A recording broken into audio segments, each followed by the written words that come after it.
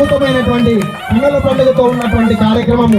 ఈ కార్యక్రమాన్ని అందరూ కూడా మీడియా మాధ్యమంలో తీసుకొని దాన్ని మీ యొక్క వాట్సాప్లలో కానీ ఫేస్బుక్లలో కానీ పెట్టి మన సంప్రదాయాన్ని అభివృద్ధి చేయాలని కోరుకుంటున్నాను.